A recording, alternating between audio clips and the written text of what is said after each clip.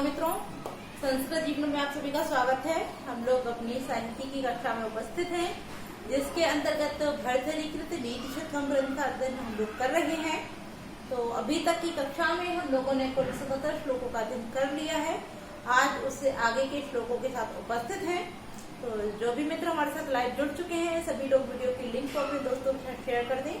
और हमारे साथ जो भी लाइव जुड़ चुके हैं उनमें अजय गौड़ है, शिव्या राजपूत है, शशिधर मिश्रा जी हैं, मनीष कुमार हैं। सभी लोग वीडियो को अंत तक देखा कीजिए, अर्थात वीडियो को पूरी देखा कीजिए, क्योंकि जितने भी श्लोक, सूक्ति, व्याकरणिक टिप्पणियां हमारी चल रही हैं, यह सभी परीक्षा की दृष्टि से अत्यंत महत्वपूर्ण है। तो आप लोग वीडियो को पूरा देखा कीजिए। और आप सभी को यदि वीडियो अच्छी लगती है तो वीडियो को लाइक अवश्य किया कीजिए। और आपके जो भी सुझाव हुआ करें, साथ ही साथ आपके जो भी कमेंट हो, चाहे कोई प्रश्न हो आपको पूछने के लिए या कोई भी आपकी बात हो, तो आप उसको कमेंट बॉक्स में अवश्य लिख के बताया कीजिए। तो आइए हम लोग हमारा जो 78वां श्लोक है उसका अध्ययन आरंभ करें। उससे पहले कल की कक्षा में जो हमारा 77वां श्लोक था, उसकी कुछ अर्थात तो उसमें हम लोगों ने अलंकार और छंद जान लिया था। उसमें जो महत्वपूर्ण प्रश्न बन सकते थे उनको भी देख लिया था, किंतु उसकी व्याकरणिक टिप्पणियां रह गई थी। तो सर्वप्रथम हम लोग उसकी व्याकरणिक टिप्पणियों को पूर्ण कर लेते हैं। तत्पश्चात जो हमारा 78वां श्लोक है उसका अध्ययन आरंभ करेंगे। तो जैसा कि जो हमारा 77वां श्लोक था वह था क्वचित पृथ्वीशय्यः क्वचिदपि च पर्यङ्कशयनः क्वचित् शाकाहारी क्वचिदपि च शल्योदर रुचि क्वचित् कंठाधारी क्वचिदपि च दिव्यांबरधरो मनस्वी कार्यार्थ न गणयति दुख न च सुखम। तो श्लोक पे बात करें तो इसकी व्याकरणिक जो टिप्पणियां हैं, सबसे पहले इसमें शब्द था पृथ्वी शय्या क्वचित। तो जैसा कि आप सभी जानते हैं उसके बाद था पृथ्वी शय्या। तो पृथ्वी शय्या को देख लेते हैं। तो पृथ्वी जो इसमें समास है, क्योंकि यहाँ विशेषता बताए जाने के कारण कि जो कार्यार्थी मनस्वी जन होते हैं वह अपने कार्य को पूर्ण करने से पूर्व नहीं रुकते हैं। तो इस कारण यहाँ विशेषता बताए जाने के कारण जो इसमें छंद है पृथ्वी शय्या में, पृथ्वी एव शय्या यशसा पृथ्वी शय्या, तब यहाँ बहुब्रीहि समास हो जाता है। आगे था हमारा शय्या शब्द, तो इसको देख लेते हैं। सींग धातु के साथ, सींग धातु है और सींग धातु के साथ जब हम क्यप प्रत्यय का विधान करते हैं तो शय्या शब्द बन जाता है। और इसके साथ में टाप प्रत्यय लगाने पर, टाप प्रत्यय लगाकर हमारा शय्या शब्द निष्पन्न होता है। उसके बाद में था हमारा पर्यंक शयना। तो पर्यंकम शयनम यशसा पर्यंक शयना, बहुब्रीहि समास हो जाएगा। उसके बाद है क्वचित शाकाहारी, यहाँ लिखा हुआ था क्वचित शाकाहारी, इसको लिख देते हैं क्वचित शाकाहारी। तो यहाँ पर आप देख रहे हैं यहाँ जो लिखा हुआ है शाकाहारी, तो क्योंकि शाकाहारी शब्द होता है, यहाँ षोष्ठी जो सूत्र होता है उसे छत्व संधि होकर यहाँ साको छा आदेशित हो जाता है, तब यहाँ पर हमारा क्वचित शाकाहारी हो गया है। सूत्र आप लोग याद रखेंगे, षोष्ठी सूत्र से यहाँ पर छत्व संधि का विधान किया गया है। अब शाकाहारी जो हमारा शब्द है, शाका आहार यश शाकाहार, अर्थात यहाँ पर भी बहुब्रीहि समास हमारा हो जाएगा। और आहार जो शब्द है उसकी निष्पत्ति देख लेते हैं। तो आहार में आ उपसर्ग है, धातु है, और हरा धातु के साथ जब हम घय प्रत्यय का विधान करते हैं तो हमारा आहार शब्द निष्पन्न हो जाता है। उसके बाद हम देखते हैं हमारा जो लिखा हुआ है शल्योदर रुचि।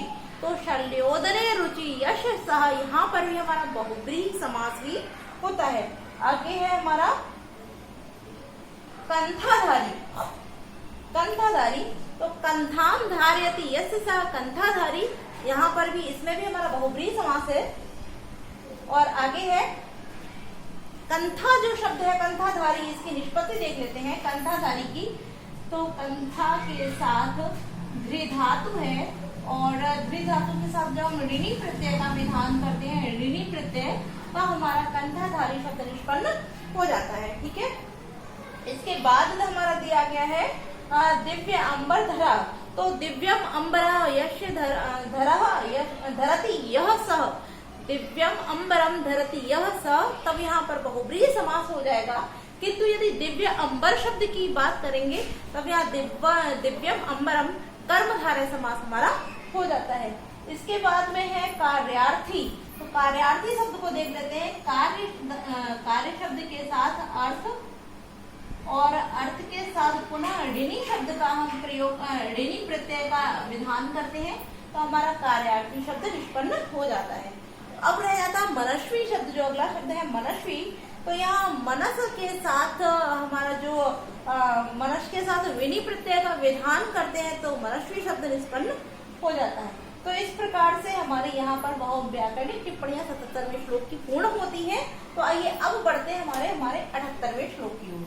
तो इसको हटा देते हैं। आप सभी लोगों ने लिख लिया होगा, और आप लोग की जो भी इम्पोर्टेंट शब्द होते हैं उनको आप चाहे तो स्क्रीनशॉट ले लिया कीजिए, चाहे नोट्स बनाते चलिए साथ साथ। तो ये अब बढ़ते हैं हमारे 78वें श्लोक की ओर। तो पहले वाचन कर लेते हैं।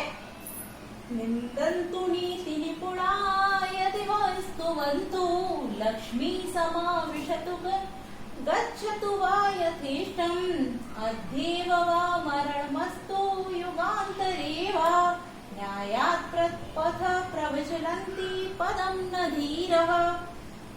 तो अब इसका अर्थ जानते हैं, क्योंकि यह सभी जितने भी हमारे श्लोक हैं यह भी हमारे धैर्य पद्धति से ही लिए हुए हैं, और यह धैर्य पद्धति का चौथा श्लोक है। तो ये अर्थ जानते हैं कि निंदन्तु, निंदा की जाए, नीति निपुणा, नीति में निपुण व्यक्ति, जो नीति में निपुण व्यक्ति होता है, ऐसे व्यक्ति की निंदन्तु माने निंदा की जाए, यदि वा माने अथवा, स्तुवन्तु स्तुति की जाए, कि जो नीति में निपुण व्यक्ति होते हैं उनकी या तो निंदा की जाए या फिर अथवा स्तुति, चाहे उनकी निंदा कीजिए चाहे स्तुति कीजिए।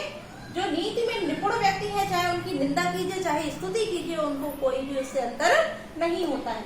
आगे कहते हैं लक्ष्मी समाविशतु, लक्ष्मी, जो लक्ष्मी तात्पर्य जो धन ऐश्वर्य इत्यादि होता है, लक्ष्मी समाविशतु, अपनी इच्छा से, समाविशतु माने आए, वा माने अथवा, यथेष्टम अपनी इच्छा से ही, गच्छतु माने चली जाए, कि लक्ष्मी जो है वो अपनी इच्छा से आए और चाहे अपनी इच्छा से चली जाए। अध्यैव वा मरणम अस्तु, अध्यैव अद्यएव, आज ही, मरणम अस्तु, मरण अस्तु माने हो, आज ही मरण हो, वा माने अथवा, युगांतरे, युगों के बाद, अर्थात युगों युगों बाद, चाहे आज ही उनकी मृत्यु हो जाए चाहे युगों के बाद। न्यायात पथ प्रविचरन्ति, न्यायात, न्याय के, पथ माने पथ से, प्रविचरन्ति विचलित नहीं, ना माने नहीं, विचलित होते हैं, ना माने नहीं, पदम माने पग भर भी, धीरा माने धीर पुरुष। जो धीर पुरुष होते हैं, ऐसे धीर पुरुष वह अपने न्याय के मार्ग से पग भर भी विचलित नहीं होते हैं। आज पुनः देख लेते हैं कि जो नीति में निपुण व्यक्ति होते हैं, चाहे तो उनकी निंदा की जाए अथवा उनकी स्तुति की जाए, लक्ष्मी उनके पास समाविशतु माने आए, अथवा यथेष्टम अपनी इच्छा अनुसार गच्छतु माने चली जाए।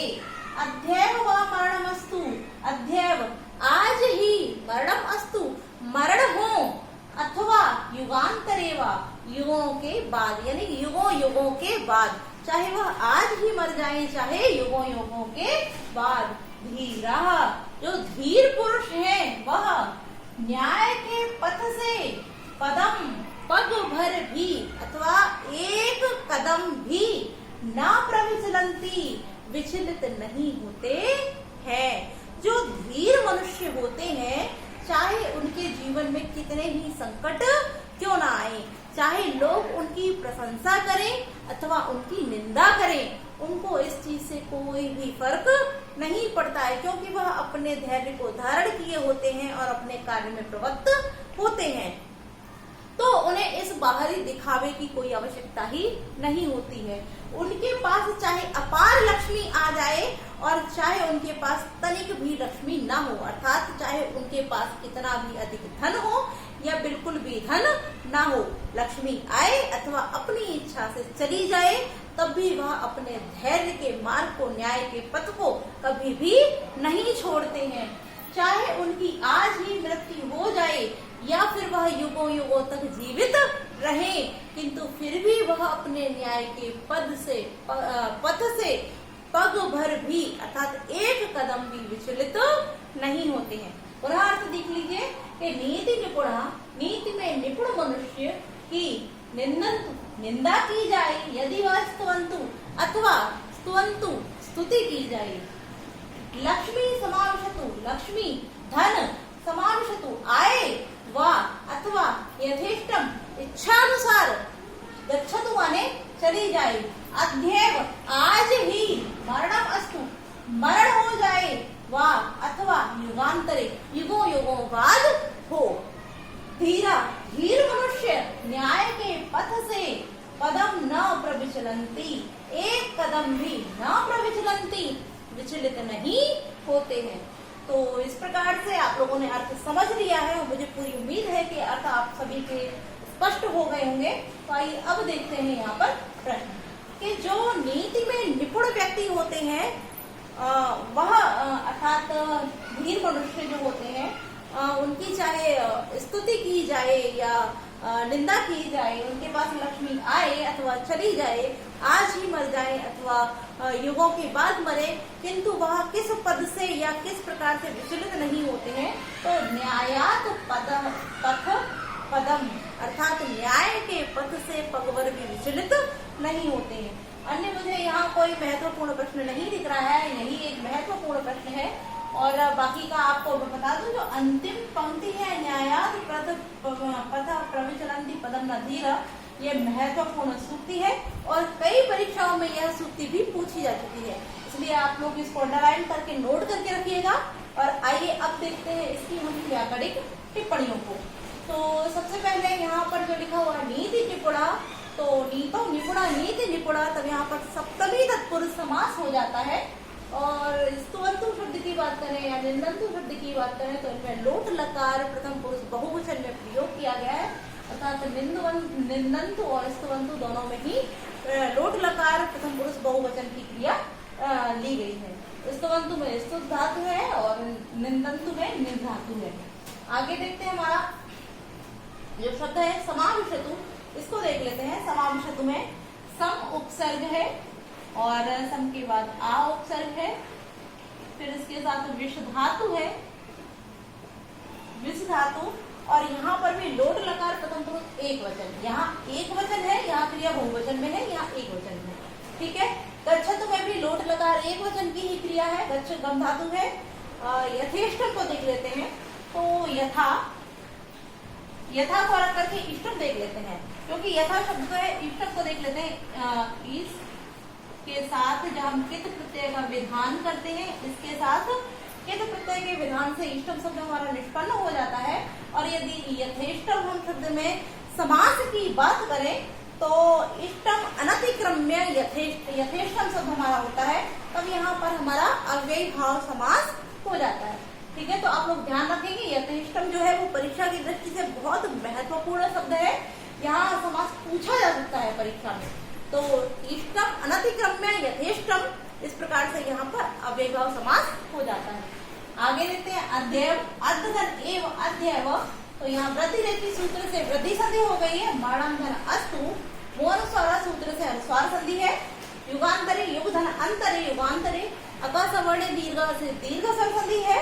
और यहाँ मरणम शब्द जो है इसकी और देख लेते हैं हम व्युत्पत्ति, तो इसमें मृ धातु है, मृ धातु के साथ जब हम ल्युट प्रत्यय का विधान करते हैं तो मरणम शब्द हमारा निष्पन्न हो जाता है। और बाकी का आप देख रहे हैं, अन्य नहीं है। प्रविचलन्ति शब्द की भी निष्पत्ति देख लेते हैं, तो प्र उपसर्ग है, वि उपसर्ग है, चल धातु है, और उसके बाद में लट लकार प्रथम पुरुष बहुवचन में हमारा प्रविचलन्ति शब्द निष्पन्न हो जाता है। ठीक है। अब हम बात कर लेते हैं यहाँ हमारे इस श्लोक में छंद की। तो यहाँ वसंत तिल का छंद है, और जैसा कि इसका जो लक्षण होता है हम लोगों ने कई बार जान रखा है, उक्ता वसंत तिल का नवजा जगऊगा। तो अगला जो हमारा श्लोक है यह भी वसंत तिल का छंद में ही आई, इसका व्यंजन आरंभ करते हैं। तो आप सभी मेरे साथ दोहरा लीजिए, जैसा कि लक्षण है, वसंत तिल का नवजा जगऊगा, कांता कटाक्ष विशिखा न दहन्ति यस्या चित्तं न निर्दहति कोपकृशानुतापः कर्षन्ति भूरि विषयाश्च न लोभपाशैः लोकत्रयं जयति तत्संविदं सधीरः। तो ये यहाँ भी धीर पुरुष की धैर्य पद्धति से ही श्लोक है, तो इसका भी अर्थ जानते हैं। तो यश, इसका जो अर्थ है यहाँ से निकलेगा, यश माने जिसके, चित्तम माने चित्त को, जिसके चित्त को, कांता कटाक्ष विशिखा, कांता कहते हैं सुंदर स्त्री को, कि सुंदर स्त्री के कटाक्ष माने, कटाक्ष जैसा कि आप सभी जानते होंगे, नैनो जो नेत्र होते हैं, नेत्र कटीले नैनों के जो, और विशिखा माने बाण, कि सुंदर स्त्री के कटाक्ष यानी कि नैनों के या नेत्रों के विशिखा तीक्ष्ण बाण न दहती, न माने नहीं, दहंती माने भेदते हैं, कि जिसके चित्त को, यस्य माने जिसके, चित्तम माने चित्त को, सुंदर स्त्री के नेत्रों रूपी जो तीक्ष्ण बाण रूप अर्थात बाण है वह नहीं भेद पाते हैं। और ना निर्दहति कोप कृष्णानुतापः, ना माने नहीं, निर्दहति माने जला पाता है, कोपः अर्थात क्रोध रूपी, क्रोध, कृष्णानुतापः, कृष्णानु माने अग्नि, अग्नि का ताप, कि क्रोध रूपी अग्नि का ताप ना निर्दहति नहीं जला पाता है, कि जिसके चित्त को ना तो सुंदर स्त्री के नेत्र रूपी तीक्ष्ण बाण भेद पाते हैं और ना जिसके चित्त को क्रोध रूपी अग्नि का ताप जला पाता है, यानी नहीं जला पाता है।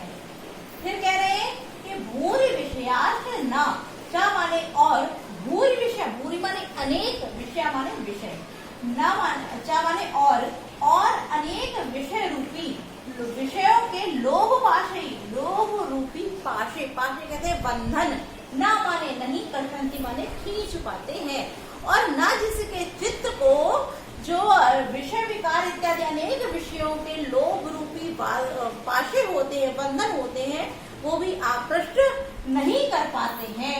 सह धीरा, वही धीर पुरुष, इदम माने इस, कृत्सन संपूर्ण, लोकत्रयम तीनों लोगों को, जयति माने जीतते हैं, कि जो धीर पुरुष अर्थात जिसका चित्त, जिसके, किसके, वह धीर पुरुष, कौन सा धीर पुरुष, कि जिसके चित्त को ना तो सुंदर स्त्री के कटाक्ष रूपी तीक्ष्ण बाण भेद न दहन्ति नहीं भेद पाते हैं, और क्रोध रूपी अग्नि का ताप जिसको न निर्दहति नहीं जला पाता है, भूरि विषयाश्च और अनेक विषयों के लोभ रूपी बंधनों के द्वारा न कर्षन्ति नहीं खींचा जाता है, ऐसा सह धीरा, ऐसे वह धीर मनुष्य, इदम कृत्सन, इस संपूर्ण लोकत्रयम तीनों लोकों को, जयति माने जीतते हैं। पुनः अर्थ देख लीजिए, वैसे अर्थ स्पष्ट हो गया है कि जिस धीर पुरुष के अर्थात जिसके चित्त को सुंदर स्त्री के कटाक्ष रूपी बाणों से नहीं भेदा जा सकता है, क्रोध रूपी अग्नि के ताप से नहीं जलाया जा सकता है, और अनेक विषयों के लोभ रूपी पासों से, बंधनों से नहीं खींचा जा सकता है, ऐसे वह धीर मनुष्य संपूर्ण संसार को, संपूर्ण तीनों लोगों को, जयति माने जीत लेते हैं। तो यहाँ भी धीर मनुष्य की ही विशेषता बताई जा रही है, कि जो धीर मनुष्य होते हैं उनको कौन अपने कटाक्षों के द्वारा नहीं भेद पाता है, तो क्या हो जाए, कांता कटाक्ष अर्थात सुंदर स्त्री के कटाक्षों के द्वारा नहीं भेदा जा सकता है। दूसरा प्रश्न हमारा बन जाता है कि कैसे मनुष्य को अर्थात किसके चित्त को क्रोध रूपी जो अग्नि का ताप है वो नहीं जला पाता है, तो धीर मनुष्य के चित्त को जो क्रोध रूपी अग्नि होती है वह नहीं जला पाती है, कि लोभ के पाश, अनेक विषयों के लोभ पाश के द्वारा किसके चित्त को नहीं आकर्षित किया जा सकता, तो धीर अर्थात धीर मनुष्य के चित्त को लोभ रूपी या अनेक विषयों के लोभ रूपी पाशों या बंधनों के द्वारा आकर्षित नहीं किया जा सकता। तो इस प्रकार से हमारे प्रश्न भी हो गए और संपूर्ण अर्थ भी हो गया है। तो आइए अब देखते हैं इसकी व्याकरणिक टिप्पणियों को। तो सर्वप्रथम यहाँ लिखा हुआ है कांता कटाक्ष, तो कांता के कटाक्ष अर्थात यहाँ पर षष्ठी तत्पुरुष समास हो जाएगा, और यदि हम पूरी बात करें कांता कटाक्ष विशिखा, तब यहाँ पर मयूर व्यंजक आदि समास हो जाता है। और आगे देखते हैं हमारा जो लिखा हुआ है कोप कृषाणु तापा, तो कृषाणु शब्द की कृषधन आनुक प्रत्यय से कृषाणु शब्द बनता है, क्योंकि तो पहले भी हम लोग जान चुके हैं। और यहाँ पर भी हम समास की बात करें कोप कृषाणु तापा में, यहाँ पर भी मयूर व्यंजक आदि समास हो जाता है हमारा। आगे देखते हैं भूरि विषयास लोभ पाशी, लोभ रूपी पाश, अर्थात भूरि विषया, जो भूरि विषय है तो यहाँ भूरि विषय भूरे विषय कर्मधारय समास हो जाएगा। और पाशई में यहाँ तृतीया बहुवचन शब्द है, वो तृतीय व्यक्ति बहुवचन में यहाँ प्रयुक्त किया गया है। और बाकी यहाँ कोई महत्वपूर्ण व्याकरणिक टिप्पणियां भी नहीं है। अब हम छंद की बात कर लेते हैं। तो इस श्लोक में भी हमारा वसंत तिलका छंद ही है, जो कि हम लोगों ने श्लोक आरंभ करने से पूर्व ही जान लिया था। तो आइए अब हमारा जो 80 श्लोक है इसका भी अध्ययन आरंभ करते हैं। और यह जो है वो हमारा उपजाति छंद में है। और उपजाति छंद में जैसा कि हम लोग बात पहले कर चुके हैं, शायद जहाँ तो मुझे याद है हम लोग उपजाति छंद का अध्ययन कर चुके हैं, जिसकी कोई पंक्ति इंद्र वज्रा छंद और कोई उपेंद्र वज्रा, अर्थात इंद्र वज्रा और उपेंद्र वज्रा दोनों छंदों के मिले होने पर ही उपजाति छंद होता है। और जैसा कि दोनों ही छंदों में 11-11 मात्राएं होती हैं, किंतु लक्षण जैसे यहाँ देख लेते हैं, अर्थात उपजाति छंद में हमने बात कर ली है कि एक या दो या तीन पंक्तियां हमारी इंद्र वज्रा और कोई भी 1, 2 या 3 पंक्तियां हमारी उपेंद्र वज्रा, अर्थात इंद्र वज्रा और उपेंद्र वज्रा की मिली हुई पंक्तियां जहाँ पर होती हैं वह हमारा उपजाति छंद हो जाता है। तो आइए हम लोग अध्ययन करते हैं, पहले वाचन कर लेते हैं, तो पश्चात इसका अध्ययन करते हैं। तदर्थितस्यापि हि धैर्यवृत्ते न शक्यते धैर्य गुण प्रमाष्टुम् अधोमुखस्यापि कृतस्य वहने नार्धं शिखायाति कदाचिदेव। तो अर्थ देखते हैं कि कदर्थितस्यापि, अर्थात दुर्दशाग्रस्त होने पर भी, तात्पर्य कि बहुत ही दयनीय अवस्था होने पर, अपि माने भी, ही माने निश्चित रूप से, धैर्य वृत्ते, धैर्य के व्यवहार करने वाले, तात्पर्य धैर्यशाली मनुष्य के धैर्य गुण ना शक्यते प्रमाष्टम, प्रमाष्टम माने मिटाया, ना माने नहीं, शक्यते माने सकता है, कि चाहे कितनी भी दुर्दशा क्यों ना हो या दीन दशा क्यों ना हो, तो कि दुर्दशा के ग्रस्त होने पर भी धैर्य को धारण करने वाले, अर्थात धैर्य का व्यवहार करने वाले जो मनुष्य होते हैं, धैर्यवान व्यक्ति के धैर्य रूपी गुणों को प्रमाष्टम मिटाया ना सकते, मिटाया नहीं जा सकता है। कि जो धैर्य को धारण करते हैं ऐसे व्यक्ति, चाहे कितनी भी दयनीय दशा में क्यों ना हो, चाहे कितने भी कष्ट में क्यों ना हो, चाहे उनकी कितनी भी दुर्गति क्यों ना हो गई हो, ऐसे धैर्यवान मनुष्य के कितनी भी दुर्दशा हो जाने पर भी जो उनके धैर्य रूपी गुण होते हैं, जो उनके धैर्य के गुण होते हैं, उन गुणों को मिटाया नहीं जा सकता है। अब यहाँ पर भर्तृहरि जी है वो एक दृष्टांत देते हुए बता रहे हैं कि किस प्रकार से धैर्यवान मनुष्य के गुणों को नहीं मिटाया जा सकता है।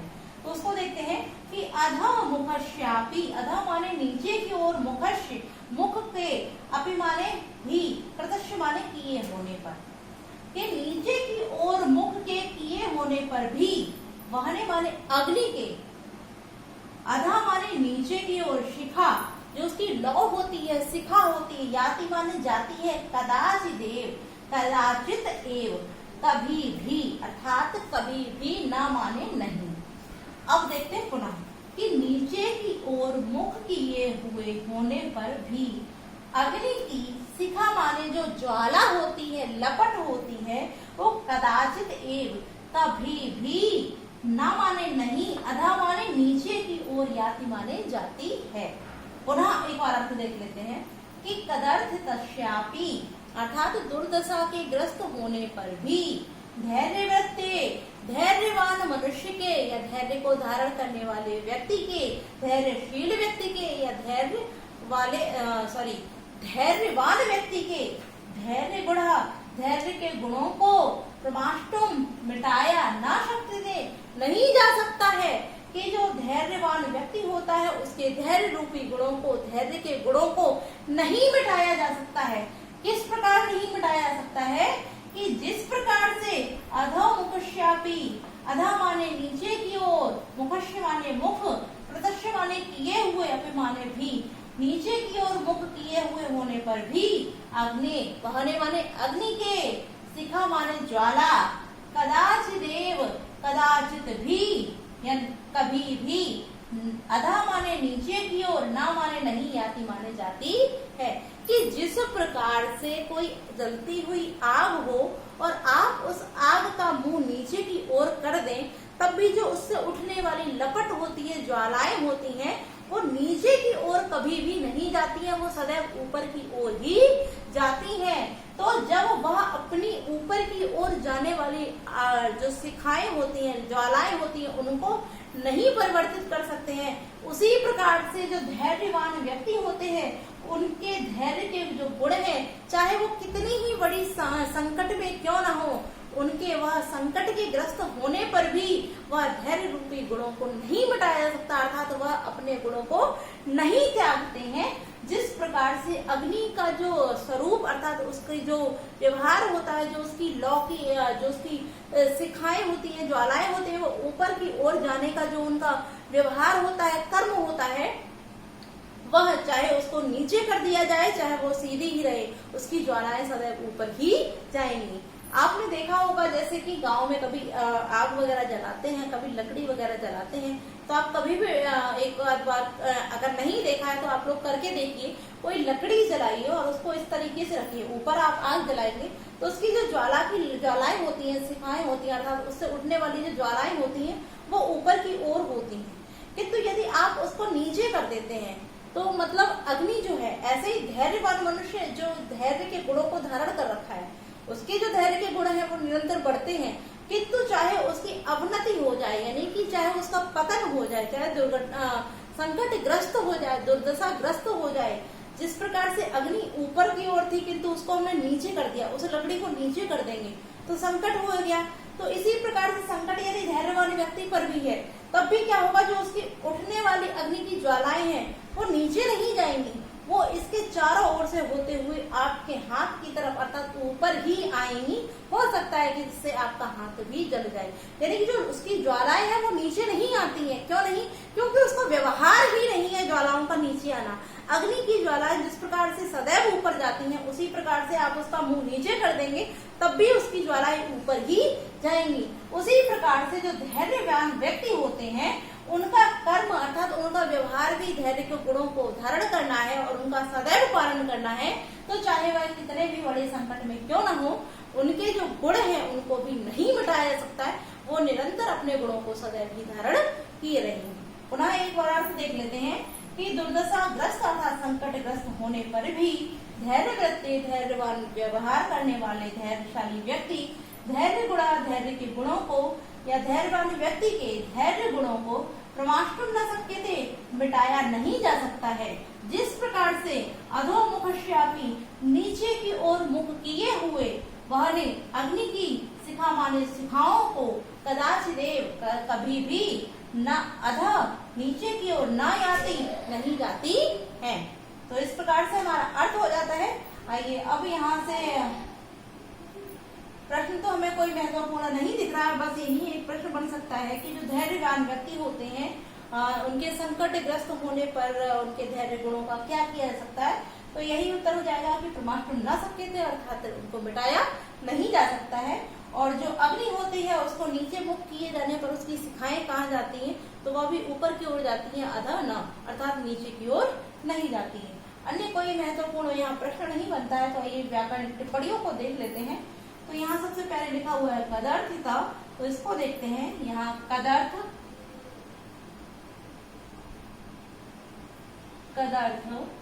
धन ऋणिच और ऋणिच के साथ हमारा कित प्रत्यय विधान करने से कदर्थिता शब्द निष्पन्न हो जाता है।